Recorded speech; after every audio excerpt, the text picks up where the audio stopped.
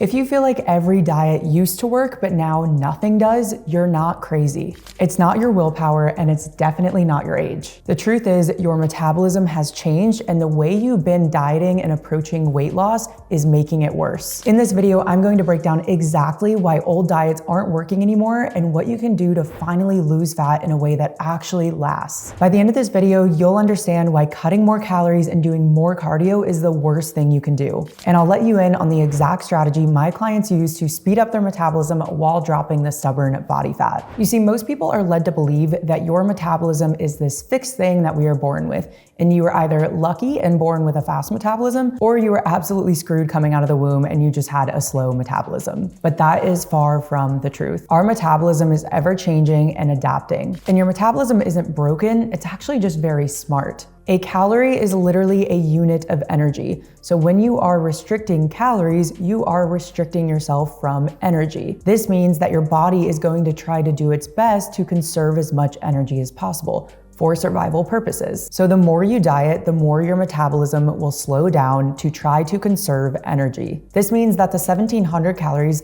that once elicited fat loss is now just what you need to maintain, not gain body fat or lose body fat. And even if you're thinking right now, well, I didn't count my calories, I did Optivia, or I did Weight Watchers, or I did keto. The reason why all of those diets worked is because they put you in a calorie deficit and you were eating less calories than you were prior. That is what elicited fat loss. Now, as you can imagine, when you have a decade worth of fad diets and yo-yo diets, it is going to down-regulate your metabolism. In fact, there was a research study done on the contestants of The Biggest Loser, and they found that even years after being on the show, their metabolism never recovered despite even gaining the weight back. So when you attempt to go back to the same diet that once worked seamlessly for you, but now with a sluggish and down-regulated metabolism, you're not going to get the same response that you once did. But I promise this does not mean that you're screwed forever. And if you hang around for the next couple of minutes, I'm gonna give you the exact strategy to reverse this. Now, if you found yourself in this sticky situation where you feel like you're doing all the right things, and in fact, you may feel like you're even trying harder than what you were in the past, only this time you're just stuck. Or maybe you lose a couple pounds, but then in the next couple of days, you gain it back. And I know from personal experience, losing and gaining the same 5 pounds is one of the most frustrating things. But here's a mistake I need you to avoid when you find yourself in this situation. You may feel inclined to push harder. Well, maybe I just need to cut out more food.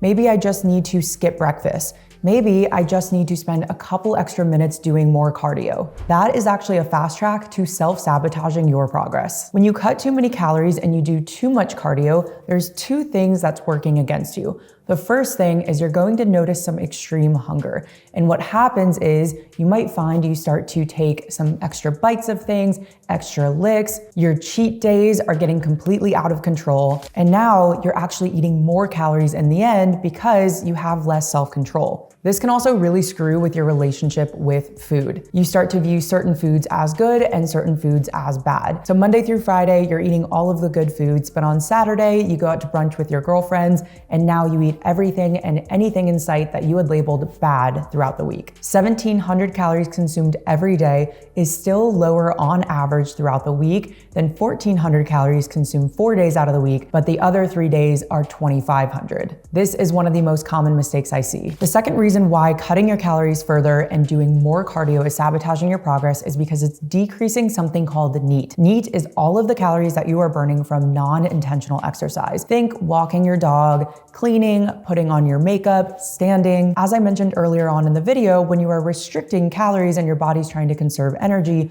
you will subconsciously move your body less, and those calories add up. About 15% of the total calories we burn throughout the day, or 15% of our metabolic rate, comes from NEAT. So when NEAT drastically goes down, so does your metabolic rate, and that will absolutely tank your metabolism. This is why you might find that as you push harder, you feel worse. You wake up in the morning and despite getting a good night's sleep, you are absolutely exhausted. Or maybe you're having a hard time getting a good night's sleep and you're constantly tossing and turning. The eat less and move more strategy when you are stuck in a plateau and have been for a while is tanking your metabolism, ruining your relationship with food, and having a negative impact on your hormone health. The additional stress that you are placing on your body from restricting energy and trying to do as much cardio or work out as much as possible is raising your cortisol levels and and decreasing your thyroid function. So now, not only has your NEAT gone down, but your hormones have also adapted to the low calories, which is further going to slow down your metabolism with time. I promise I wasn't just gonna string you along and not give you what you came here for. So let's talk about what you need to do instead. Let's first recognize that the last thing you need is another diet. In order for something to change, you have to change, right? So stop extreme dieting, and instead, we can't just keep doing the same thing and expecting a different result. That's literally the definition of insanity. So what I want you to do instead is stop extreme dieting and shift your focus to metabolic priming. And there's really two key components to metabolic priming. The first one is something called reverse dieting. The process of reverse dieting is exactly how it sounds. Instead of extreme calorie restriction, we are actually starting to feed your body with more calories over time. Now, this doesn't mean that overnight you are going to go from eating chicken and broccoli to getting a Big Mac. The key here is increasing your calories more strategically. Just as your metabolism adapts to you decreasing your calories, it will also positively adapt to you increasing your calories. What I found to be most effective is to increase anywhere from 50 to 150 calories each week. But if you notice in one given week that your weight skyrockets,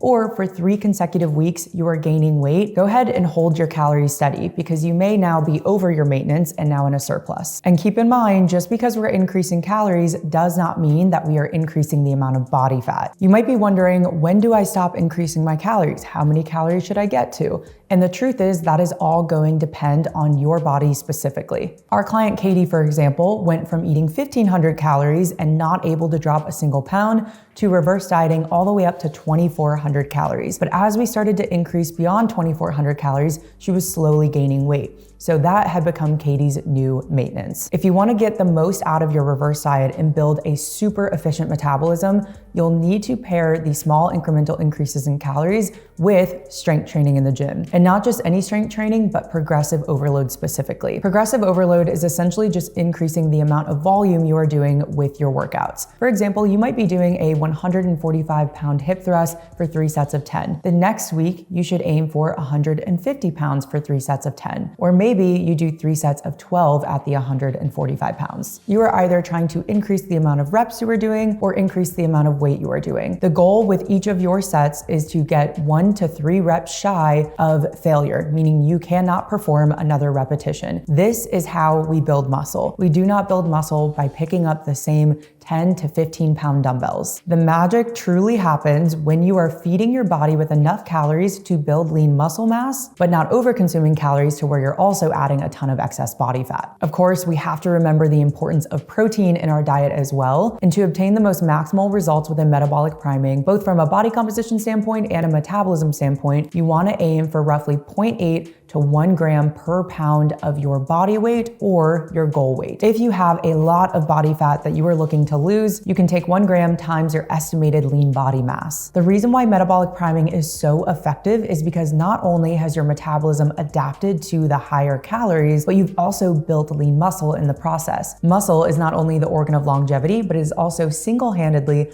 the best thing you can do for your metabolism and your ability to keep weight off long term. The biggest challenge you will face throughout this process is patience. This is a long-term strategy, but think about it. If you have been trying to lose weight for months or years on end, and you've experienced temporary success, but you end up back at square one, or sometimes even worse off than when you started, you've actually wasted more time. When you take the long-term approach from the start, you'll find that you actually end up saving time. The key is to start looking at your weight loss journey, not in days or weeks, but in months or years. Because anybody can lose weight by following another restrictive fad diet, but it's truly a skill set to be able to lose weight and keep it off forever. If you want to lose fat and keep it off, you have to take care of your metabolism first. That's why inside of my coaching program, we don't just throw you into a calorie deficit. We rebuild your metabolism first so that when we do attempt fat loss, your body actually responds better than it ever has. Carrie was somebody who didn't believe that it was possible to lose body fat and gain muscle and actually maintain that in a sustainable way. She now looks better than she ever has before, is able to go out on date nights, is able to go travel, and is free from extreme restriction. It's truly a lifestyle for her. That is what's possible when you take the long-term approach. So look, if you're frustrated because you keep gaining and losing the same 5 pounds, but you feel like you are putting in your full effort, this is exactly what we help our clients fix within our coaching. If you want a custom strategy to repair your metabolism and lose body fat, without wrecking your hormones,